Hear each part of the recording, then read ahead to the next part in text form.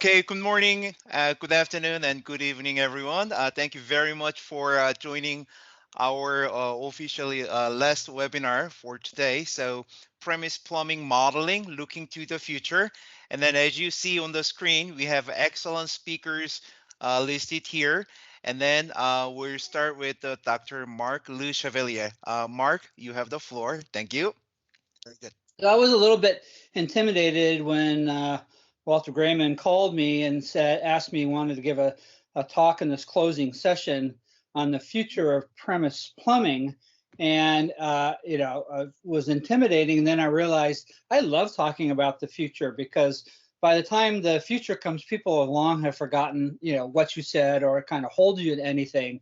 So it's great. It's kind of it's an open platform to kind of be as provocative or interesting as you want. And so, I looked into my crystal ball of the premises plumbing future, and it reminded me that you can't predict the future, but you can analyze present trends. And then, of course, as every stock broker has told you, past performance is no guarantee of future results. So we'll pick up that idea in the last slide here at the end. But we can see what's happening now and extrapolate that to the future to kind of talk about what the future of premise plumbing will be. And I'm going to focus on the sensor aspects, and the other speakers will pick up different facets. And I want to acknowledge the thanks to Will Sarney for some help on this. I provided some input in a presentation he had given earlier to a different audience. And we're going to talk about these different classes of consumer technologies on leak detection, on smart fixtures and appliances, filters and bottles, tap water quality, and irrigation. And I'm going to run through this pretty quickly. It's kind of a potpourri of different technologies I found online. And I think the take-home message is we're going to have lots of sensors on our premises plumbing in the future. So let's start outside first. That hasn't been a big part of our focus, but still for many homes, outside water use is the major category of water consumption. And already, probably more than 10 years ago, when I was still working at American Water in our new innovation program, and we were looking for technologies that we could deploy, particularly in California, that would help reduce consumers' water consumption. And these smart sprinklers came up, and they do work. They are using weather data that they get from the internet and ground moisture to adjust your watering targets. And all of these have cell phone apps, and they all integrate with your home smart system, Google, Apple, or Alexa, whatever. One technology I particularly like, and living in Colorado where it's very dry, and this year we're in particularly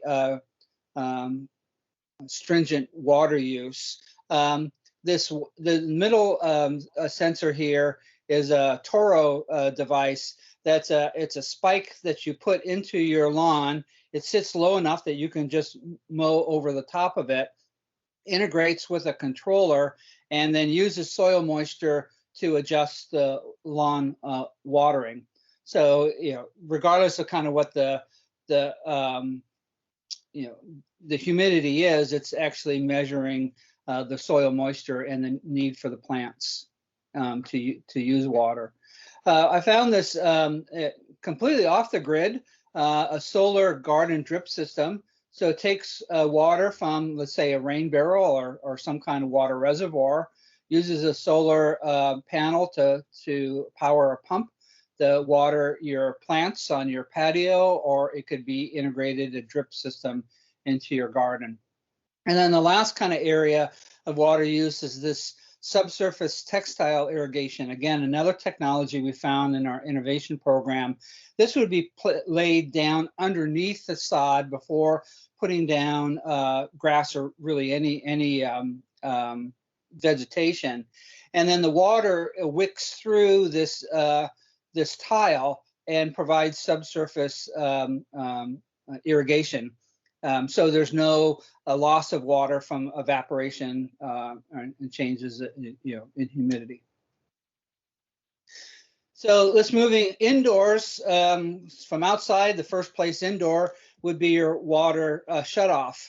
And last year I went camping with a friend who was an insurance adjuster, and he said even for the weekend he shuts his water off to his house because as an insurance adjuster he sees how common water damage is. And so these devices I think are will take off immediately. The first one would be a whole home water monitor by Finn. It uses ultrasonic sensors to detect leaks and pressure changes to understand the unique footprint of each water fixture, and then would shut off if there was kind of any abnormal usage.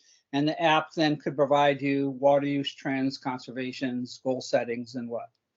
The second technology similar to this is Flow by Moen.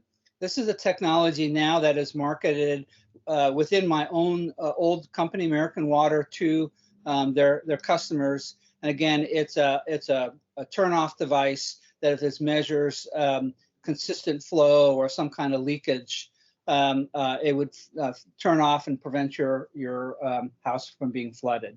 And again, the dashboard integrates with all the smart features. Another one, H2 No, attaches the water main and monitors. It has listens to the technology, the sound signature of water flowing, and uses machine learning to translate that flow into estimates of water use, leakage alerts, and insights. This would be used commonly marketed to multifamily apartments. So you definitely would want, if your upstairs apartment has a leak, you would like for them to have this and prevent that water from running down. And currently on the market, there's all kinds of water leak alerts. Honeywell Home is one. Govee is another. In fact, this picture at the bottom middle is the sump pump in my basement, and plugged into the wall is the transmitter, and the sensor is here at the bottom. So in the eventuality that the sump pump will fail, I'll get an alert of water leakage. It's not so critical because I have a drain nearby, but still I would want to know that that was happening. Smart fixtures is another area, and I'm a little scared here when your faucet is smarter than you, but the Moen's smart faucet can be controlled by voice. Until smart, dear faucet, please turn on, and gives specific commands for water volume, dispense, and temperature. The smart shower head is marketed to enable a personal shower experience. And I think when you're standing naked in front of your shower head, that's going to be a very personal experience. It can be managed by voice, phone, or controller, although I'm not sure why you'd want to bring your phone into the shower with you, but it can, and have different presets programmable to your preferable kind of shower temperature and length. And one other one I found online, Hydro Smart Shower Head, advertises up to 70% water savings, in that it the app, not only monitors that, but there's a little mini turbine in there, one to kind of give a more forceful shower with less water, and then, but it also then lights up the shower to show you the different consumption levels. So as you're standing there, kind of get a multi-light show depending on how long your shower is happening. Programmable faucets are really fascinating. Found this technology from Rada Digital Faucet that comes from Armstrong International. And this is really market to hospital situations. It has a built-in anti-scald device. It can be programmed to particular water temperatures. It can have an automatic flush to the faucet. And during that flush, it's capable of increasing the temperature to have a thermal disinfection flush. And then after flushing, after use, it evacuates all the water and has, on logging. And you can see here in the lower right hand, there's actually a pad that you can track all of this. So really move into the era of smart digital faucets. Now moving into water treatment. Most of the devices now are coming out with apps for, so if you have a water softener, app is monitoring the salt levels and the usage, any kind of performance errors, and alerting you and of course your vendor to come out and sell you some more salt. This Ripley has a whole line of different water uses, from conditioners, which are, think kind of ion exchange, to water softeners, to many whole house filters, and they have apps here to track the water usage, savings, and system alerts. Again, sends out repairman if there's anything going on with your water system. On the kind of filter end, this tap to click smart filter is a conventional kind of point of use filter, but the interesting part about this is that it will notify you when it's time to change the cartridge, but also measure your water usage and your carbon footprint savings from avoiding having to buy bottled water. And you'll get different carbon credits, of which there's a whole network for exchange of that. And similar to that same idea is this Rebo Smart Bottle. And the daughter of a friend of mine has this, and it's a refillable bottle that again avoids this single-use plastic waste. But it's equipped with a Bluetooth and will notify you when it's time to have another sip of water. So you can build your own personal hydration plan, and again, reminds you to stay hydrated, and also again provides these green credits that sponsor then people going out and collecting plastic bottles and cleaning up the environment. Smart water heaters, and you can see there's a list of these now. Rheem provides a water leakage and automatic shutoff, as well as being able to monitor your temperature, control your temperature.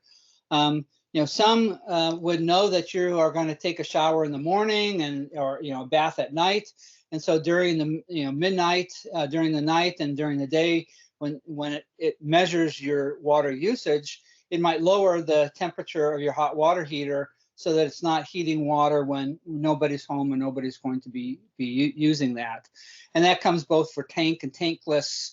And then at the bottom, there is actually now a do-it-yourself controller. You can connect to any existing water heater, and it connects to your Wi-Fi network, and you can retrofit your existing dumb heater to being a smart heater. Of course, laundry is an area where there's a lot of opportunity for smart technology, and this one that comes from Sweden, I believe, it's using gray water, so it's reusing the wash water, but it's analyzing that in terms of detergent and color concentrations. And if it's not acceptable, it directs it to sewer. But if it's usable, it will filter it for microplastics, connects to any laundry machine. And again, this is being marketed in high use areas like laundry rooms of buildings and hotels. There isn't so much out on the market at the moment for smart water quality monitors, although I just saw a paper last month analyzing that ORP, a combination of kind of very reliable sensors, would be something that would be able to be embedded in people's houses and monitor, disinfectant residual, for instance, in your plumbing. But the Sprout water sensor is kind of one that is being commercially marketed now. It has these consumable cartridges you would fill up with your tap water. In that cartridge, it would process it for lead. You'd put it into this, the cartridge slides into a monitor, finishes the analysis, and then Bluetooth is linked to your phone and a network of other users to measure lead in your community. So it's something where you could have a real kind of green movement to get people to participate in that. Faucet showers is an opportunity for embedded treatment, and I think this is one that will probably take off in the near future, as there are already patents and research papers filed on embedding LED UV lights into the shower heads. And so you really have point of use treatment for controlling opportunistic pathogens like Legionella and others. This SnapTap is a monitor that straps onto a faucet and will measure if that faucet hasn't been used in a period of time. And it would light up then. This would be useful in hospitals as part of their water management plan to go in and flush fixtures that hadn't been used in a period of time. So we can see, without even looking at our crystal ball, that we can see the future of smart water systems are going to penetrate entirety of our houses. And I recall there was a comment in one of our earlier webinars that already some of the builders are incorporating these kind of smart technologies into new constructions simply as a incentive for new buyers. And so it's pretty clear in this future that we're going to have water devices, smart devices throughout the home, in our shower heads, our faucets, areas where water could leak. I like the home brewing. This is a good house. So what's clear that water sensors are going to increase, but it's also a corollary to that is that cell phones are going to get bigger in the future. Will probably be like 3 feet high and a foot or two wide. We'll wear them as backpacks because those cell phones have to hold all the apps for your smart, shower, your smart faucet, the water heater, and what have you. So just to wrap this up, always when you're looking at current trends and forecasting the future, you have to be concerned around the black swans. And that's the black swan is this unexpected event of large magnitude and consequence that completely changes where you're at. And ask the question, in 50 or 100 years, is anyone even going to be drinking piped water in a hydrogen economy where water is the byproduct of hydrogen fuel cells? It'll be molecularly pure, no microbes, no chemicals. Maybe that will be the source of what people drink. I point out that the astronauts on the space station are already drinking water that comes from hydrogen fuel cells. So, I grew up drinking Tang because the astronauts drink it. So we'll probably be drinking fuel cell water.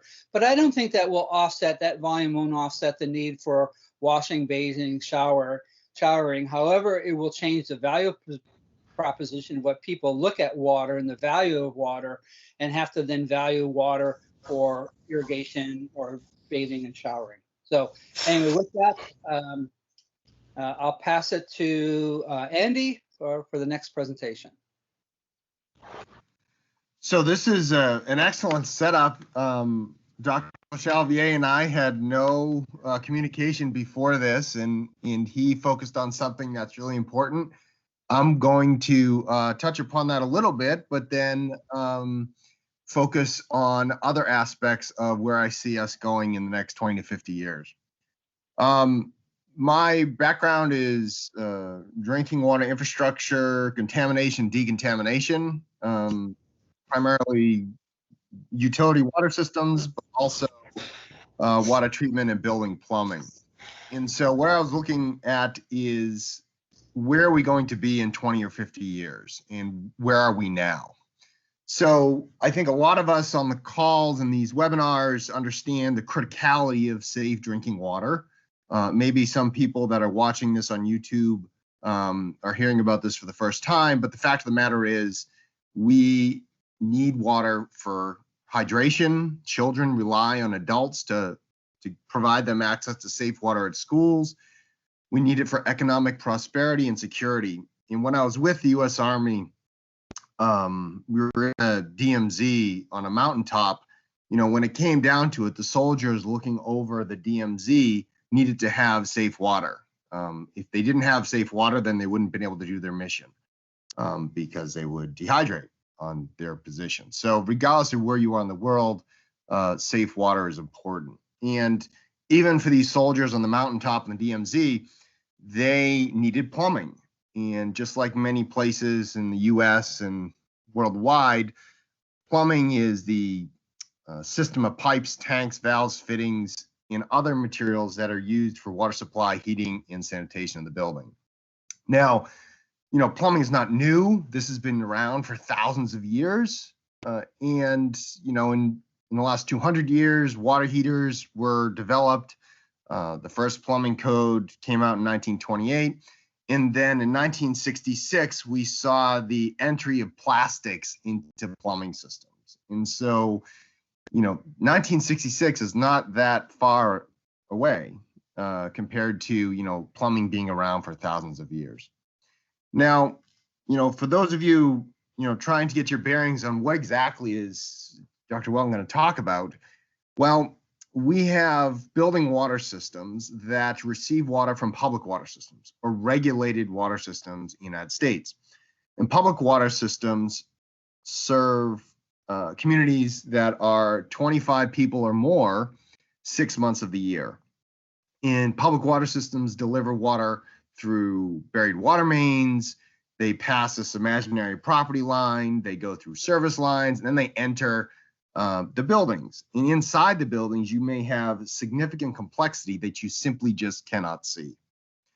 The building water systems also have commercial building water systems, and this is where you may have a 20-story building with multiple different tenants. So you may have a restaurant that has different plumbing. You may have a doctor's office, a dental office. You may have just a lawyer's office in there. All of those have different types of plumbing fixtures, different water use demands. And we can't forget the 15% of the US population that receives water from private wells. So they don't have these large conglomerate utilities or boards that oversee their water system, the testing and delivery of that water to them. And to give you some perspective, in the United States, I've seen estimates of over 100 million homes exist, and more than about 6 million buildings for commercial properties exist in the United States. Yearly, we're talking about millions of buildings that are being constructed per year, according to estimates that I've seen. And that means that while we're sitting here talking about plumbing safety and where we're going to be, millions of buildings will be built by the time, in 20 to 50 years. And so, construction is happening. Now, in order for us to understand really where to go, we need to come to terms with some of the issues that exist today. And that is, plumbing design practices and codes simply haven't kept up with predicting water quality at the faucet.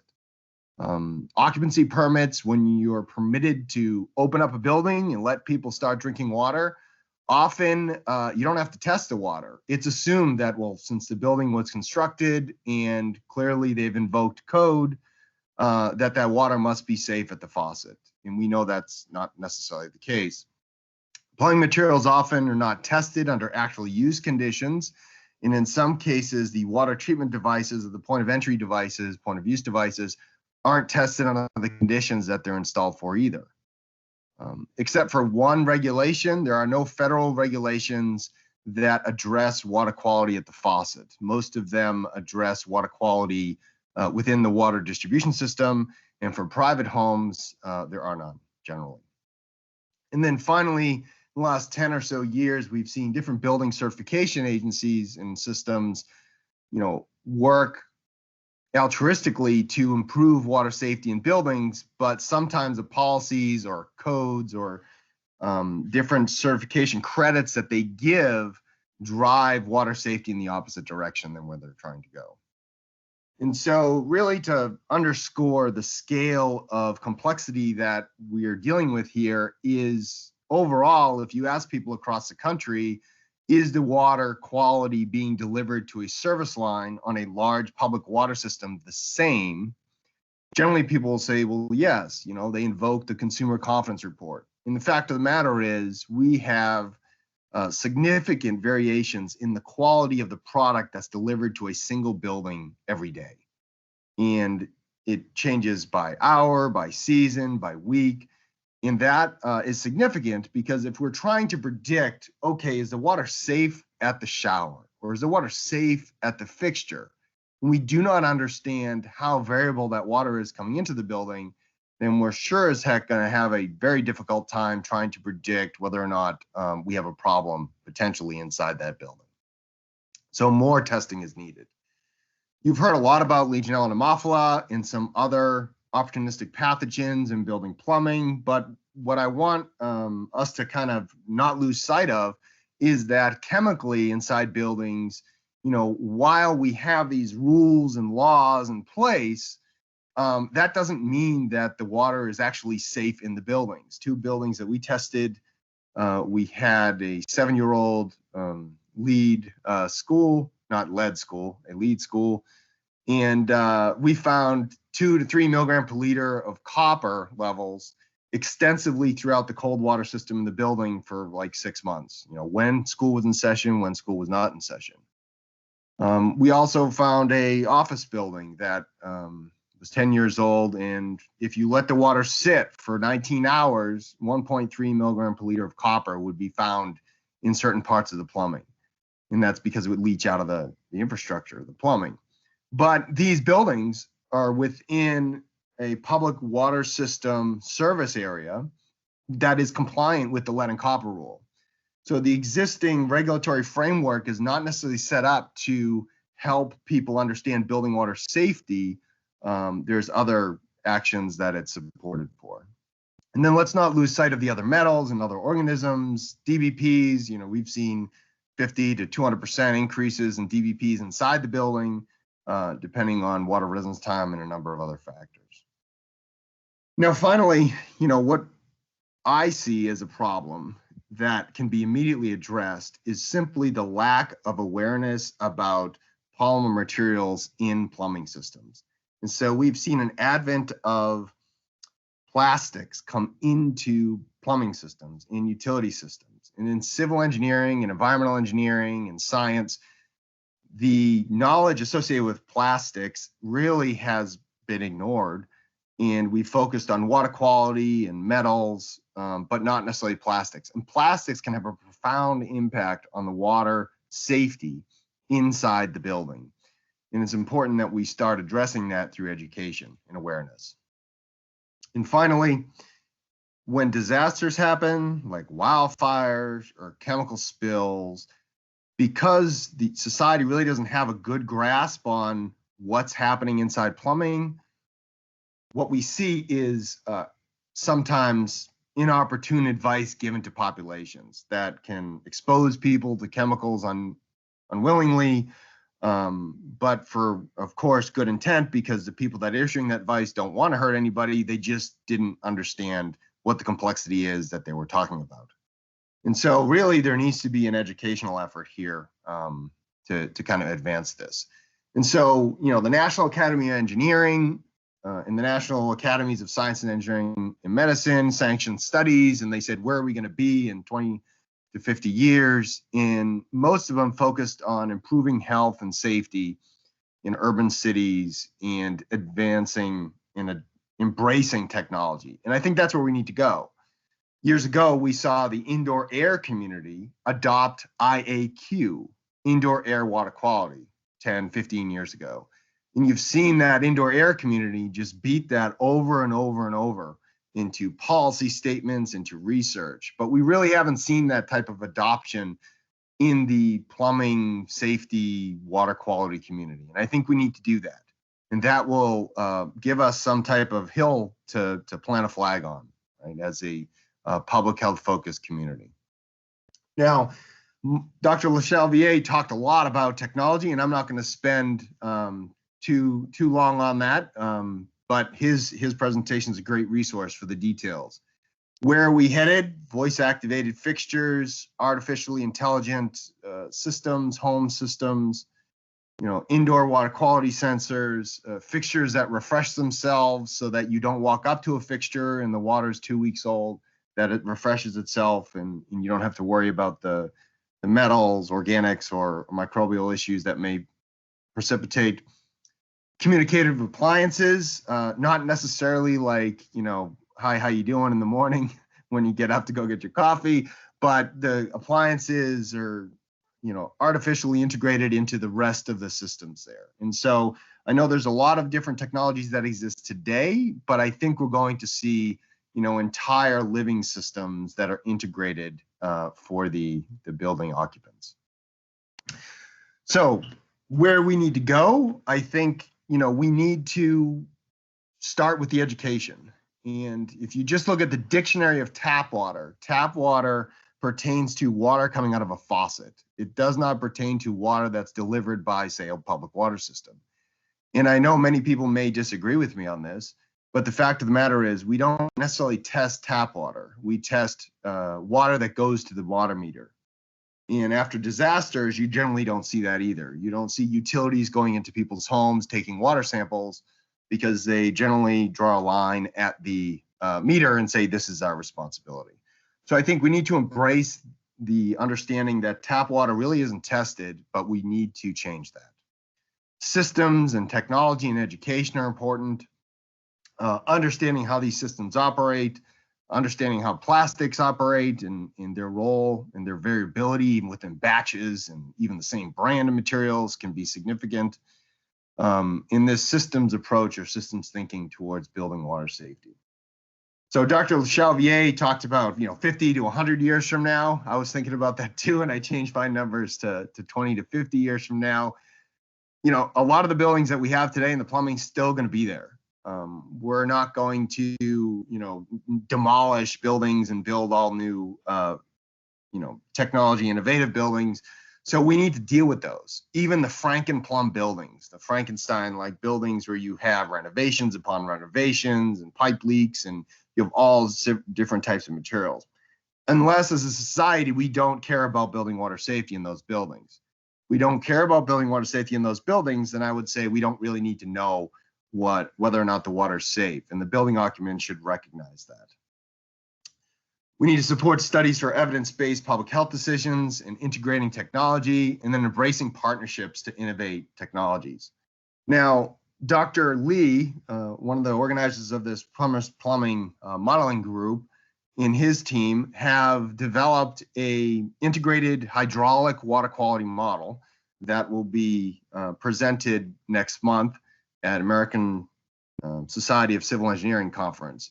And simply put, there's over 5 billion water quality plumbing system measurements that were collected in this home here in West Lafayette, Indiana.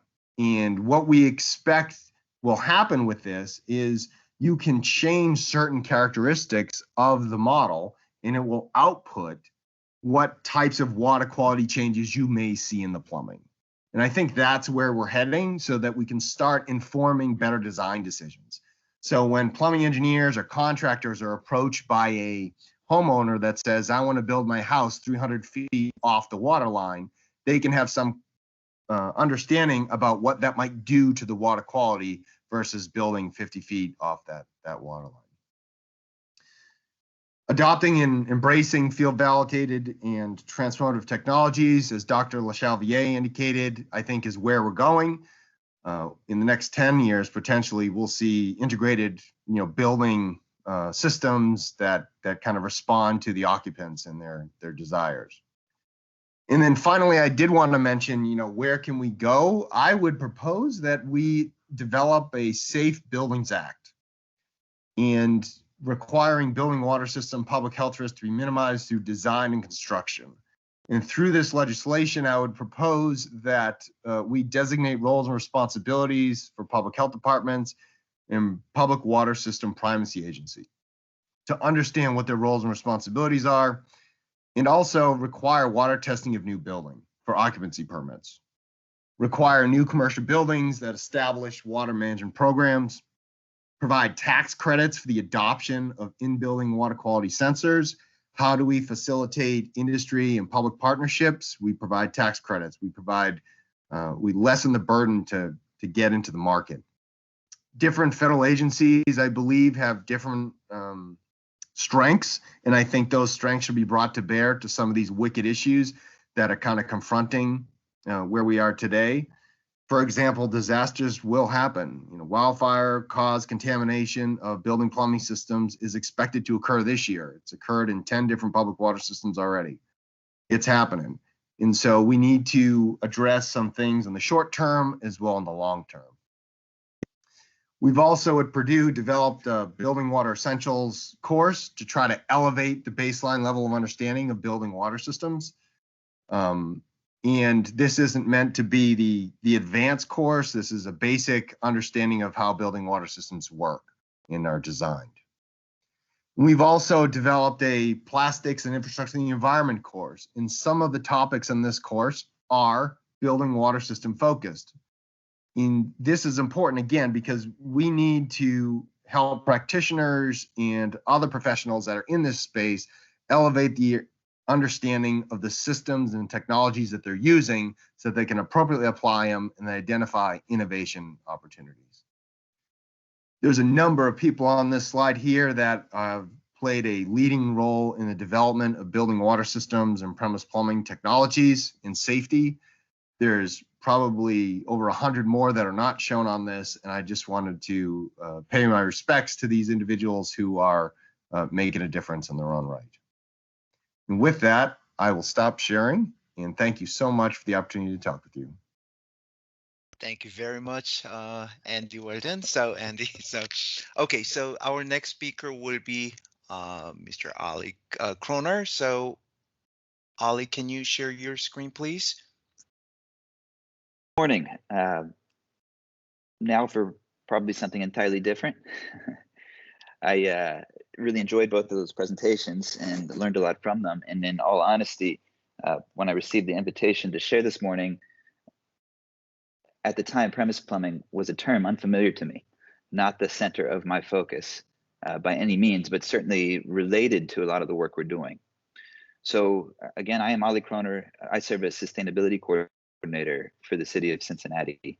And we are focused on climate change, both our role in creating environmental issues, but also how we begin to anticipate changes ahead and think about future-proofing our city.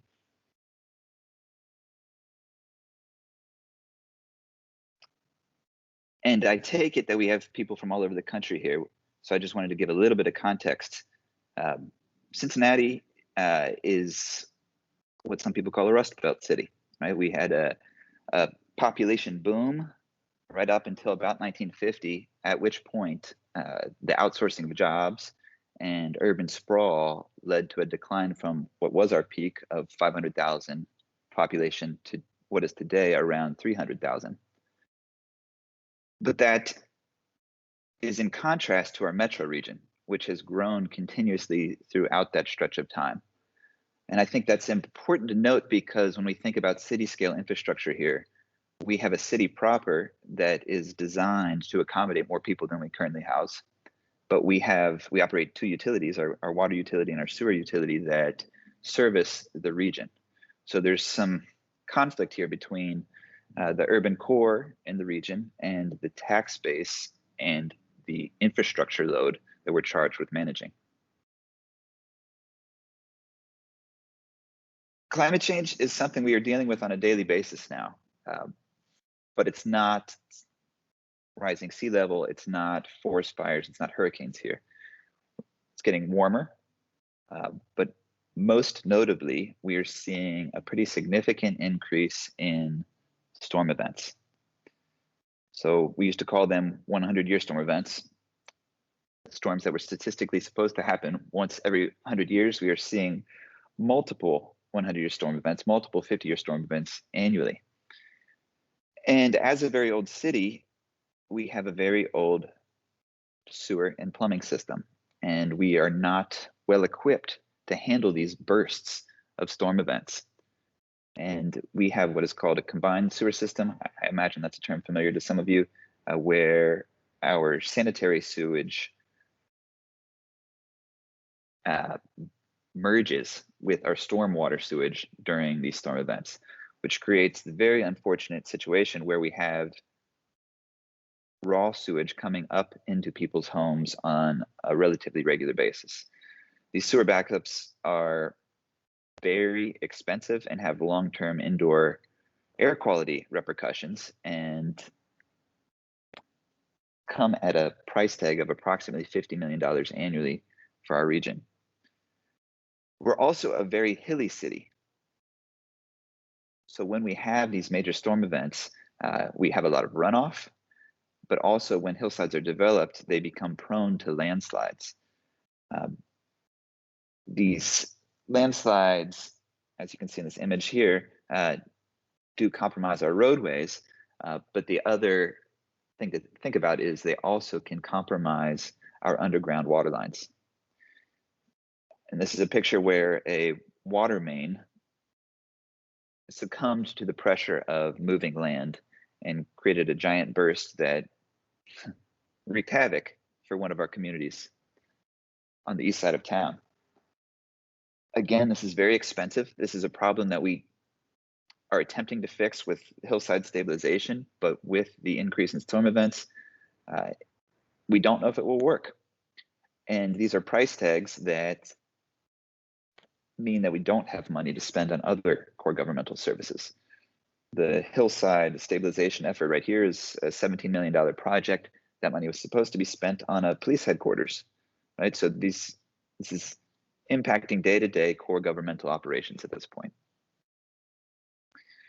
So my work focuses on the Green Cincinnati Plan, which is a collection of strategies to decarbonize our city in part of a global effort, but then also build in equity and resilience strategies into the future of our city. And so with a carbon focus, we model where our carbon comes from, largely from buildings and transportation. But when we look at municipal operations, wastewater and water treatment are a giant share of our carbon source. So we live in a region that is getting wetter, and in some ways water efficiency is not top of mind because we're struggling more with an abundance of water. But as we focus on our climate efforts and energy efficiency efforts, we know that we need to make drastic improvements in our handling of water in order to meet our climate targets. So a major strategy becomes decarbonizing the energy used to provide drinking water and treat our water. So we are right now under contract for what will be the largest city-led solar array that will power our sewer district and our waterworks. That will come on top of pre-existing hydropower that has been used for some time to clean the energy supply used to treat our water. We are a largely built out city. I know Andy shared some new construction stats. We sort of operate under the expectation that we are 95% built out, and we operate at under 1% new building construction annually. And we're doing what we can to nudge that new architecture in the right direction in terms of energy and water performance. Cincinnati, as is similar to many other cities around the country, we are subject to state building codes. So we cannot set our own building codes. We cannot be more stringent in terms of energy or water performance than state code mandates. So we have to be a little bit creative in driving the types of changes that we want. So we operate a pretty aggressive property tax abatement for projects that certify for LEED construction.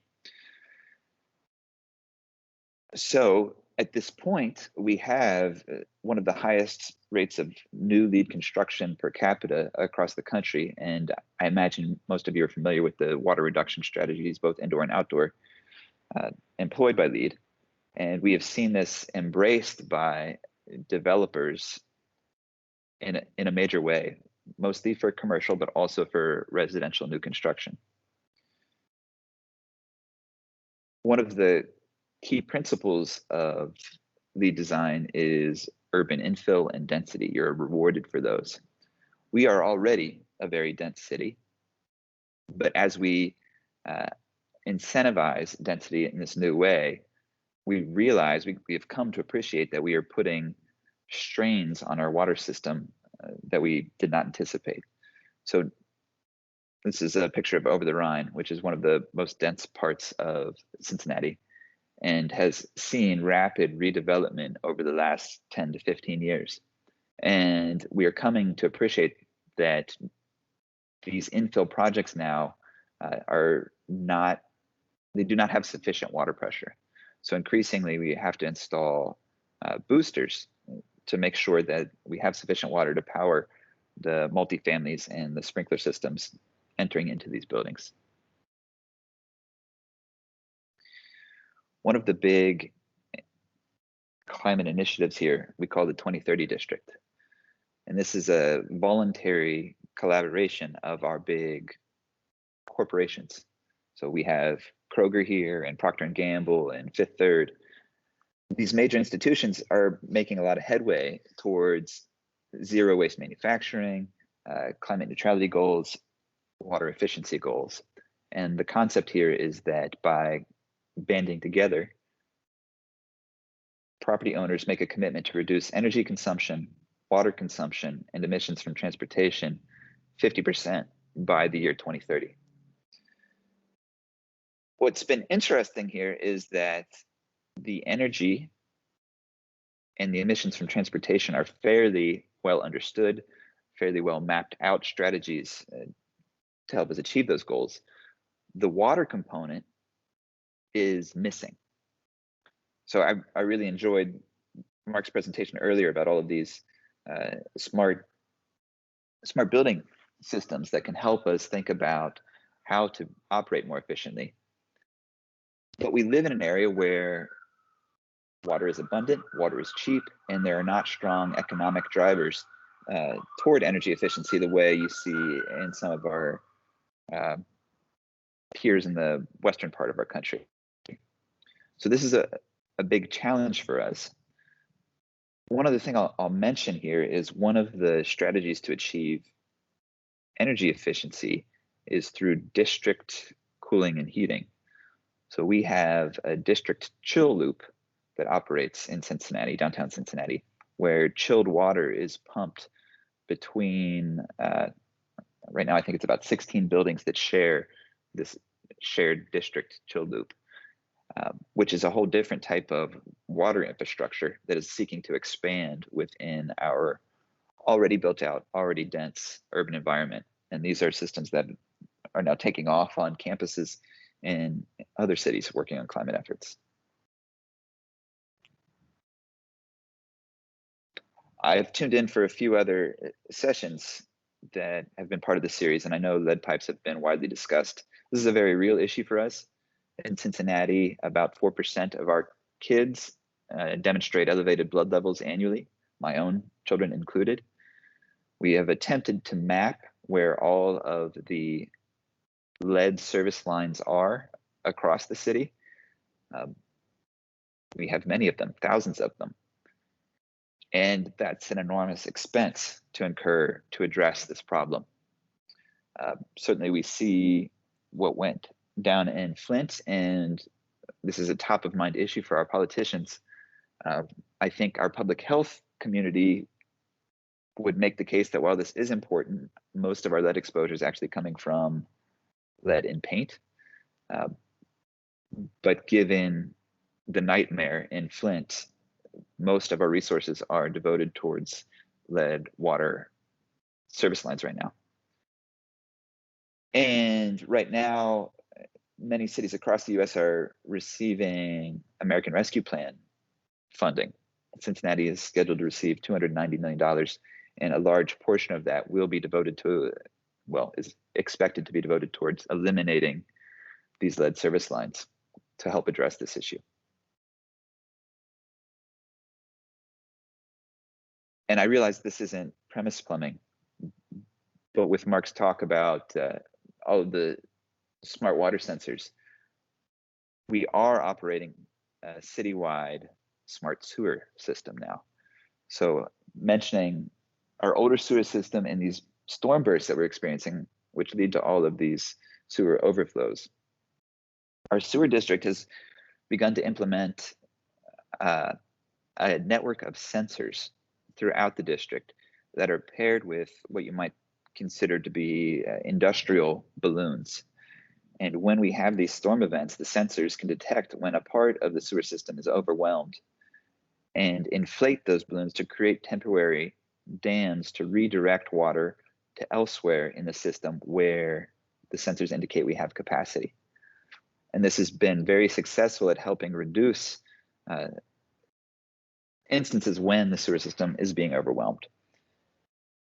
We do not yet have citywide potable water smart sensor options, but given the level of leakage across these systems nationwide, I expect that this will be coming in the near term.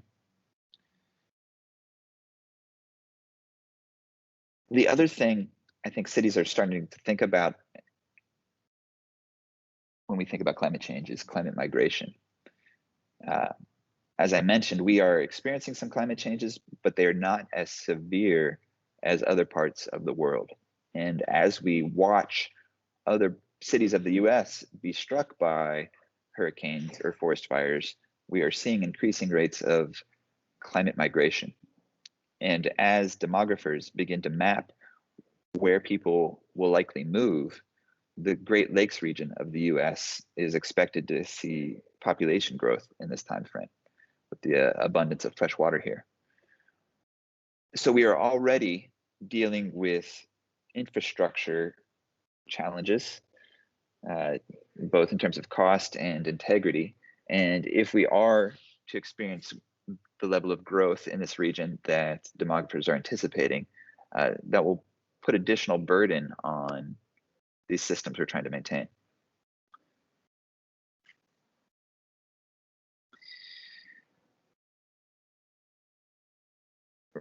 Right now, cities are growing, right? They have about half of the world's population right now.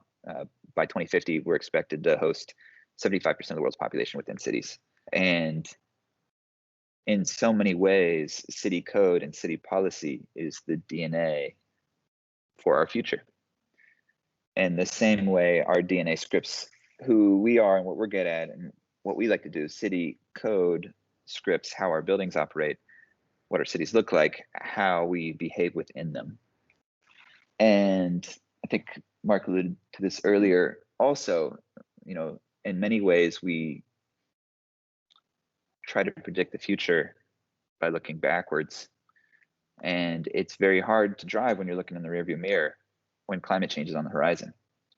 We know that the future will look different. So we have to be very careful that we are not scripting tomorrow's problems in with today's policy codes. And in some instances, we walk into these eyes wide open. We design cities like the city on the right, and then we ask people to ride their bikes and walk to work. We zone to build in floodplains and then are frustrated when the buildings flood. So as we design the cities of tomorrow, we have to be very mindful of the long-term implications of scaling these solutions at the city level. So I hope that's helpful. I've provided a link here to our climate plan, which goes into more detail on some of our green infrastructure and water efficiency measures at greencincinnatiplan.org. Also my contact information, should you have any questions. Thank you very much, Ali. And then our next speaker will be Andy Persili from NIST. Andy, you have the floor. Very much for the invite. I'll, with Oliver reminds me, I have this list of places I want to go, and I feel like I can travel again. And Cincinnati was already on the list, and now it's maybe moved up a notch. But last presentation at the last webinar of the season, at least for now. It's a lot of pressure, but hopefully I can come through. I've really enjoyed these webinars. I've learned a lot. I'm relatively new to the Premise Plumbing Committee, at least and if you think about years as opposed to decades, like some people on the call.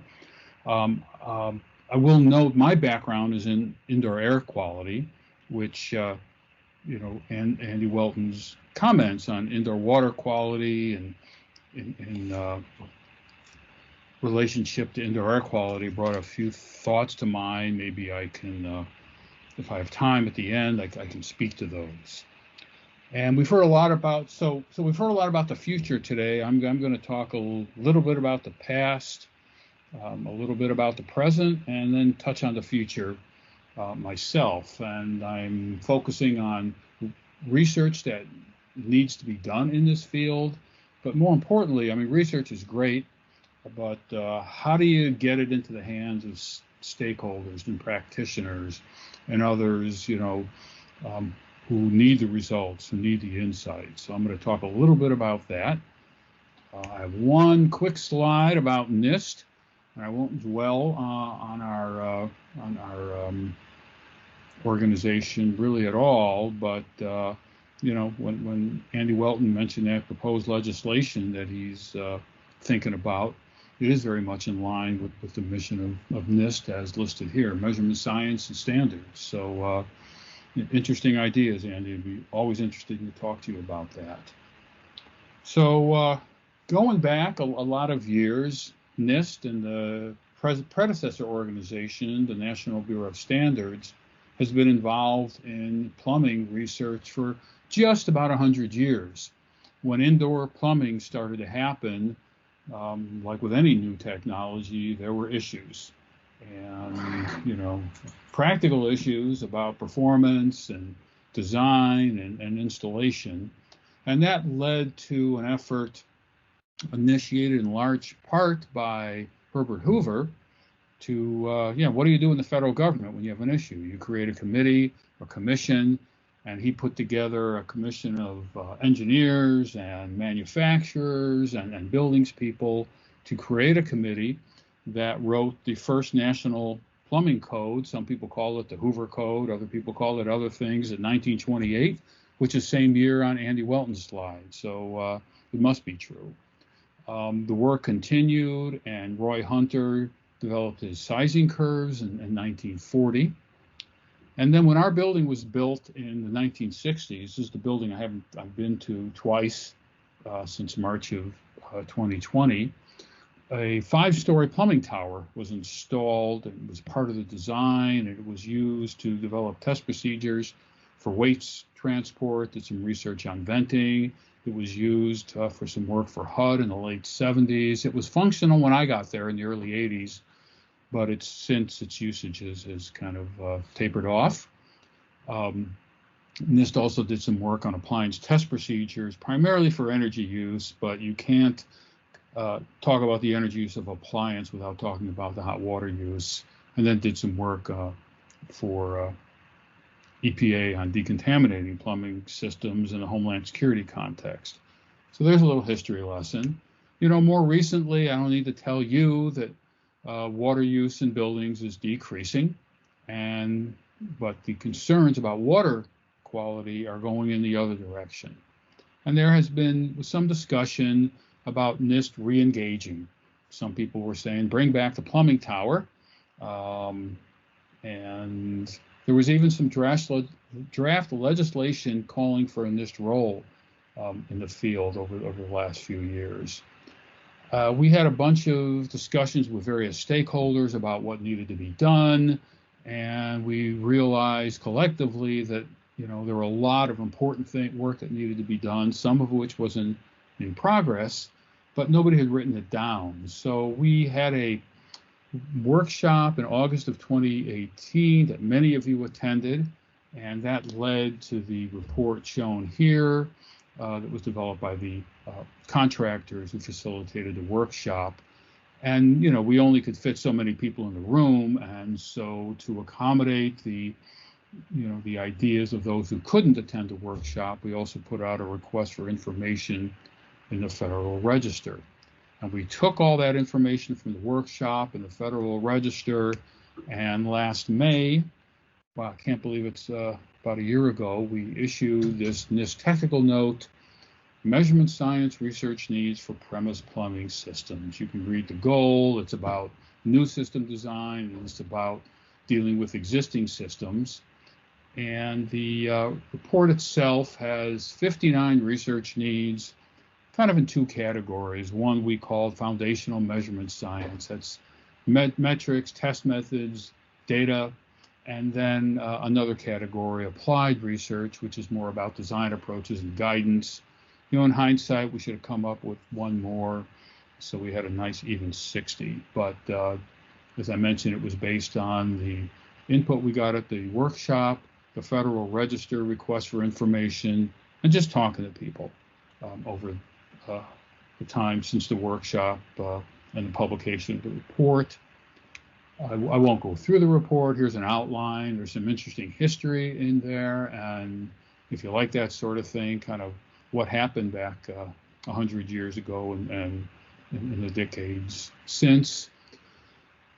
And there's some background on codes and standards and research going on. That orange publication, that is the 1940 report by Roy Hunter with the Hunter curve shown in the lower right. And then the report, the bulk of it are those research needs and some discussion of next steps. And no, I am not going to go through all 59 research needs. I picked a few of my favorites with the constraint that I wanted them to fit on one slide. And you can see here, what this does show is the major categories under foundational measurement science. There's terminology, metrics, data, and so on. And then under applied research, there's design, installation, operation and maintenance, and then training and guidance. So these are the major categories. So again, this was issued about a year ago. I've been on the, I and others at NIST have been on the Zoom and Blue Jean circuit describing this research needs report, and we actually got some internal funding to pursue some research and not just have meetings and talk to people, and that's pretty exciting. So what's next for us? Well, we're going to, keep talking to people, keep reading, keep learning about, what research is needed, who's doing it, and where we might be able to have an impact. And we've started 5 research efforts, which are all in their initial stages. And I've got one slide on each of these. I'm not presenting these research efforts in any detail, but I just kind of wanted those of you who were wondering what the heck is NIST up to give you a sense of what the heck NIST is up to. And Andy ended his with a picture of the team. I'm just going to show the team right now. Several people several people who have addressed this group, including Marilia Duarte Batista and Tanya Ula. I recall specifically their presentations. And I'll note in the second to bottom row in the middle, Steve Buckberger from the University of Cincinnati. He's working under a cooperative agreement that we funded, and he has his own team, several of which are on the call. Gary Klein told you, and I can't look at the participant list while I'm speaking, right? So this is our happy team, and this is what a group shot looks like these days. So the first project we're working on is to look at the pressure flow relationships of plumbing fittings. Pretty fundamental stuff, pretty NIST stuff. If you look at the data out there, it is old. This report on the upper right is dated 1941, but the data itself is from the 1890s. And when systems were more oversized and we weren't so worried about stagnation, maybe this wasn't such a big problem. But as we move towards right sizing in system design and installation, these data become much more important. And so we are setting up a laboratory facility to acquire data, pressure flow relationship data. We're working with the flow calibration people at NIST. We hope to, in addition to acquiring the data, develop a draft method of test that could be standardized through some appropriate organization. That little schematic on the lower right is just kind of where we are with our design. We're doing some facilities work to accommodate it. We're buying instrumentation. We hope to have this running before the end of the fiscal year, which is September 30th. The next project is yes, a study of water heater temperature, water usage, and opportunistic plumbing pathogens. Similar work has been done before, and we're going to continue, hopefully, to contribute to that knowledge base. Also looking at, as it says here, looking at water use pattern, type of water heater, set point, and again, OPPP growth. And we're setting up a laboratory. This is a very loose schematic. With more detailed designs are in progress. What's a little different here is, as opposed to just looking at a water heater in isolation or a water heater with one fixture, we're setting up this lab so each water heater will have its own, sort of small scale distribution system with multiple fixtures. We're not, it's not a perfect representation of a small building, but it's intended to mimic the full extent of what you might see in a small building. And this is also, we're hoping to get this up and running by the end of the fiscal year. Third project, standardized plumbing system models. This has been done in the energy and indoor air quality field, where modeling has a big role, and there have been various collections of residential and commercial building models developed and documented and then used, to look at various technologies and what if scenarios. The commercial building reference models are used in nationwide energy forecasting and standards development. So what we're going to be doing is to have a real A&E firm, design plumbing systems for 3 residential and 6 commercial buildings. We're going to document them and make them available so people can do, their analyses using, some of the models we've been hearing about for the past few months, kind of on a common ground. And that is that's our third project. Our fourth project is to see what we can do to enhance plumbing simulation tools. We've been talking to the folks running the EPA NET program and learning that, maybe heat transfer could be more fully integrated, a more thorough treatment of dispersion, not just in the direction of flow, but perpendicular to the direction of flow, and dealing with issues of low or no water flow and transition and so on. So this one is not quite as far along, but there's no lab to build, so we have some time advantages. So we're, talking to the EPA NET team, as I mentioned, and others. We're looking at this Transys Type 604 liquid-filled pipe model, which is pretty well established, and it might be interesting to explore coupling that with EPA NET. We should be able to validate it with data from the Net Zero Energy House, and then, look at some strategies to better simulate dispersion in pipe networks. And the last project, this is being done by the University of Cincinnati under a cooperative agreement with us. Cooperative agreement is sort of basically a grant, though it's not quite the same. And the idea here is to design a national survey of fixture use in commercial buildings. It's to design it, not to do it. We don't quite have the money at this point to fund the actual survey, but to design the survey, look at some sensors that could be used to monitor water usage. And part of this agreement also is to provide some very useful technical input to the pressure flow project. So I talked about the past and the present, and I have one slide on the future, kind of what's next for all of us. Since this workshop a couple of years ago and the report last year, things have changed. You folks are part of that change, and we've heard a lot about it today and in more recent webinars. We thought a little bit about having yet another virtual workshop, but not sure, anyone has a stomach for that unless we have something really, well formulated to workshop about. But there are other venues, and hopefully we'll be able to get together in person, one of these months. That'd be great, wouldn't it? But there's other venues happening. And some of the questions, that are on our minds and that we'd like to talk to you and other stakeholders about are, really to talk through some of the trends that are impacting premise plumbing performance. We're hearing a lot about infrastructure.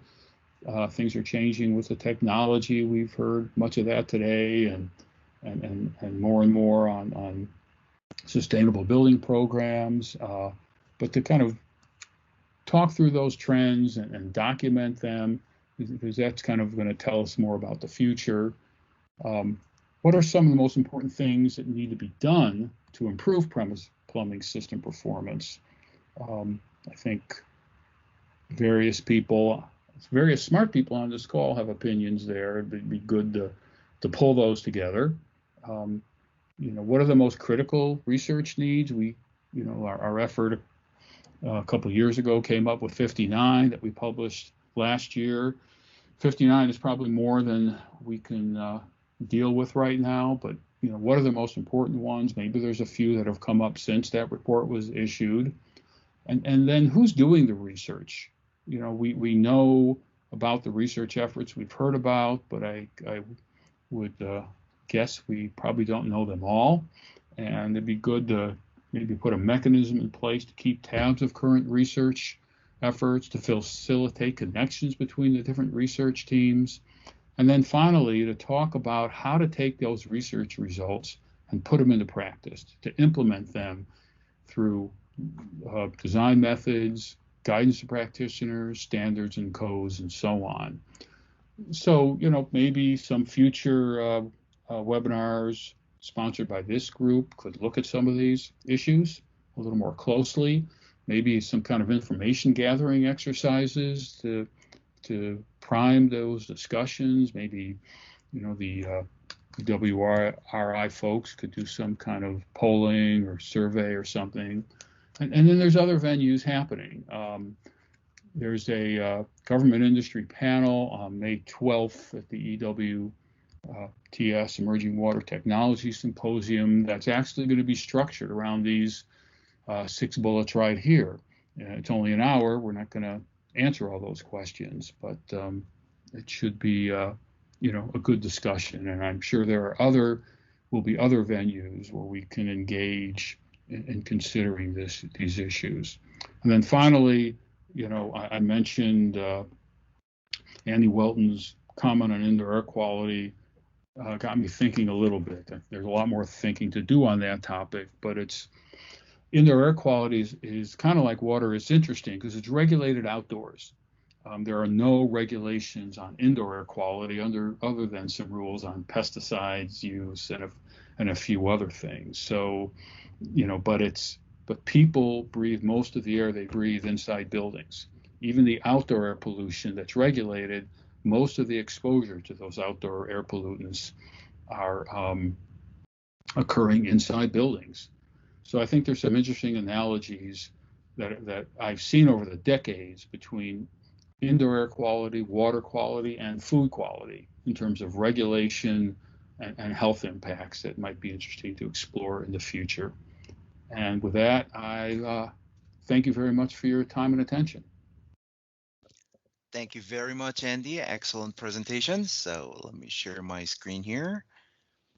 Wonderful. Thank you. Good morning, everyone.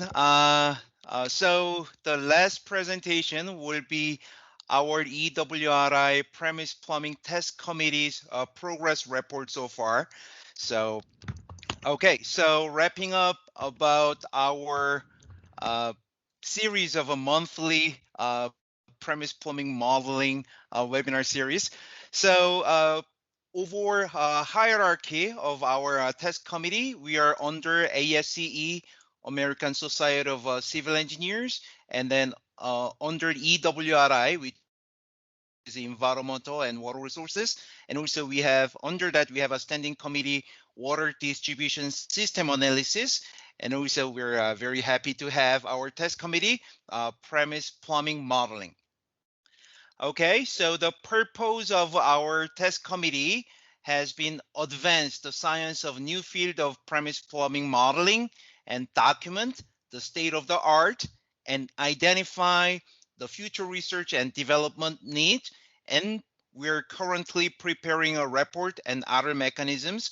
So our one of the ultimate goal is we're going to publish a book based on our report, and then our approximate timeline will be we will have all the manuscript based on each webinar, and then based on the speaker's contribution, and then we'll have the draft manuscript by end of this year, and then we hope to have the premise plumbing modeling state of the art review book next year. So that's our plan.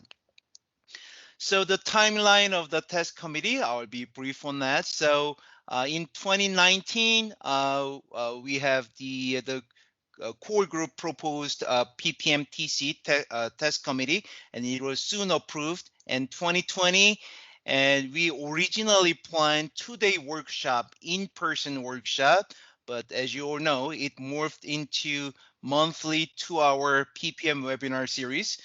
And also in 2021, we continued our effort. So total of 11 monthly webinar series were successfully done. And also as mentioned, so PPM research needs report due end of the year. So each webinar will have one chapter. So the future, so going forward, we anticipate about quarterly 2-hour webinar on timely PPM topics, premise plumbing modeling topics. So that's our the current plan for the future. So the next one, as you all know, so this is showing very brief diagram for a PPS or premise plumbing system. And then if we go briefly about the major differences between, water distribution system and then PPS, premise plumbing systems. So as you all know, the responsibility WDS is on the water utility. However, PPS is all on private owner, homeowner, or building owners. And then topology-wise, WDS is more of a looping system with some stops, but the PPS is a branching pipe with many stops. And then typical location is the below ground for the water distribution system, but PPS, they are above the ground or in the walls, except the service lines. And then regarding the flow regimes, the water distribution systems are mostly turbulent, except dead end or very at 2 a.m. or 3 a.m. in the morning, where the demand is very low. But the PPS, it's a mixture of laminar, critical, and turbulent flow regimes. So that makes the problem more exciting and interesting.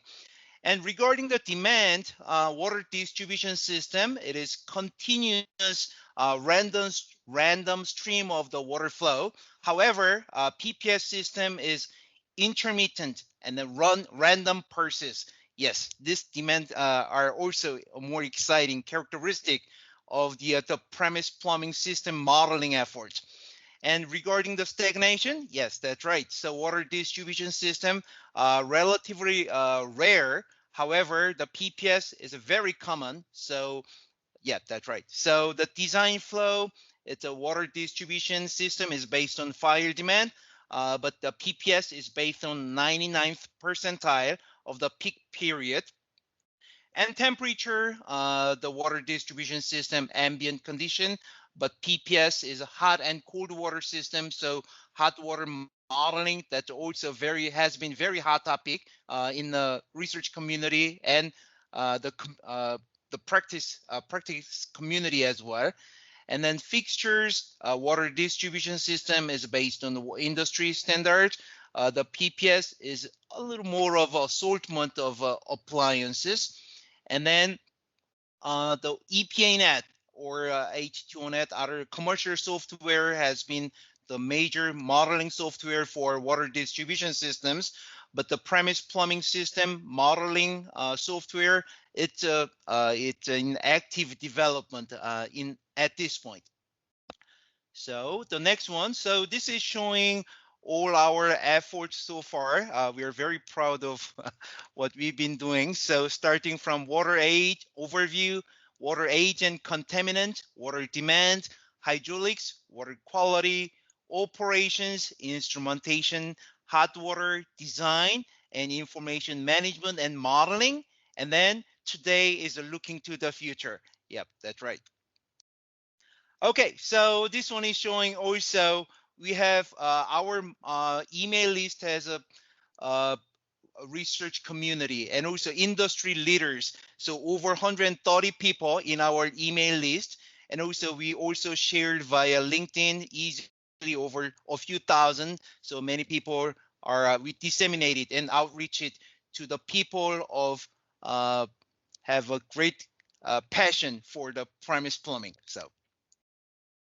Okay, and also we all our webinars are available on YouTube channel. So, and then this is we have had 42 speakers at Premise Plumbing Modeling Webinar Series. So 28 based in US, and then 14 international, and then 14 people were from government, 14 from academia, 10 from consultant, and then 4 people were from industry. Okay. So, quick recap about our total of 11 webinar series. So the first one is viability of use of the off-the-shelf modeling software such as EPANet to simulate water age, conservative substances, and temperature in premise plumbing. So of course, as mentioned, there's a unique characteristic in premise plumbing, but there's a good possibility and feasibility and viability the use of our existing water distribution system software. And second, indoor water use at premise plumbing is a random process with an intermittent pulses having relatively short duration and then diurnal pattern that depends on the function of the building. Yeah, that's right. So as mentioned, that's the major difference in terms of a demand characteristic compared to water distribution systems. So the random process with the intermittent pulses, that's the very unique characteristic of the premise plumbing's the demand, or that dictates the hydraulics and water quality phenomena within the building water systems. Number 3, so hydraulic transient or water hammer are very frequent in both water distribution systems and premise plumbing that can deteriorate the structural integrity of both systems. And of course, the hydraulics has a huge impact on, again, water quality as well as the physical integrity of our water infrastructure. And number 4, a variety of chemical species are involved in premise plumbing system water quality modeling, including but not limited to disinfectant residual and biological, including Legionella, and then inorganics such as lead, copper, and others, both dissolved and particulate, and temperature modeling as a surrogate water quality measures. So, yep, as you all know, these are all very hot topics these days. And the next one is water management plan. Building water management plan can be an effective tool to help prevent and manage microbial contamination and requires greater monitoring, improved guidance, and more subject matter experts. That's right. So these are in line with what Dr. Le Chevalier mentioned about these sensors or more developed monitoring capacities. And number 6, instrumentation is critical for understanding water use and quality in buildings, and then collecting the data needed to verify and validate hydraulic, and then water quality models. This is also in line with what Dr. Welton mentioned about the requirement of the data and an understanding of the system itself. Number 7, assessment of hot water energy use in premise plumbing by considering various design layout and demand, and also the influence of conditions associated with water heaters on DBP formations and microbial growth. And also, as you may remember, we had a very exciting webinar on hot water, and Mr. Tim Keane and Mr. Gary Klein, and also we had a excellent others, very exciting the webinars on hot water. If you haven't seen that, please check it out on YouTube. Number 8, different codes and standards used to design premise plumbing system, including UPC, IPC, National Standard Plumbing Code Illustrated, and other international standards and codes. So we use the code from Germany and Netherlands, UPC, IPC, and also design project that was led by Regan Murray, and also Tim that was the also the design webinar. That was also very exciting, the webinar that we enjoyed. So okay, so regarding the key research gaps and needs, so of course these are not exhaustive, but more to follow in our PPM final report, as well as premise plumbing modeling state-of-the-art review book that will be published next year. So the first one is to develop, test, verify, and support open libraries, including EPAnet software, specifically tailored to modern water quality transformations and transport in premise plumbing systems. So of course that requires very thorough experimental and field data to support the modeling. Yeah, that's right. And number 2, develop and calibrate new methods for estimating peak demands for cold and hot water in all types of buildings. Our current understanding about residential is, I would say, it's a pretty well done, but commercial, industrial, institutional, or government buildings, high-rise buildings, we need a further understanding on those other types of buildings. Number 3, a strong need for advanced development in various hydraulic and water quality modeling components, such as slow and fast transient modeling, temperature, multi-species modeling, dispersion, or hot water tank. Yeah, that's right. Those are the very unique component or appurtenances in premise plumbing systems which require more work. And number 4, assess the risk in terms of scaling, water energy nexus, conservation, water quality by considering various design practices and code and standards. Yeah, that's right. We have it's more like a multi-objective or multi-criterion decision modeling. So the design principles or the code standard should consider all these different aspects of the conflicting objective that should be reflected in the standard and code. Number 5, integrated premise plumbing modeling with the BIM, building information management, to facilitate network construction, system simulation, and then 4D display of model result. Yeah, that's right. That's also the one of the important part that we see as an important future direction. Facilitate with the BIM. If you're more interested or haven't looked that out, please check out YouTube, the webinar that was led by Dr. Walter Grayman. That was also very exciting, the webinar.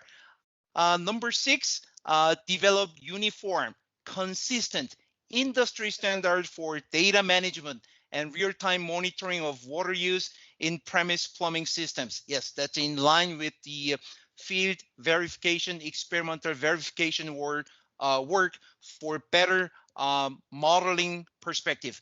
Number 7, greater monitoring, improved guidance, and then additional subject matter are needed to help building owners navigate difficult building water quality problems. That's right. So our work, the modeling work, should be disseminated in an approachable manner for the building water managers so they can use it in their daily operation and management perspective. Number 8, create performance standards and metrics for premise piping for the building design industry. Yes, that's in line with the good approachable dissemination for the practice community as well. So our PPM test committee members are here. We work very friendly and like a family. So starting from Walter Grayman, Stephen Buckberger, and then Regan Murray, Rob Janke, and John Barkart, Tara Hexton, and Bill Platten, and myself here. So that's all I have. So thank you very much for your attention for over a year, over a total of 11 webinar series.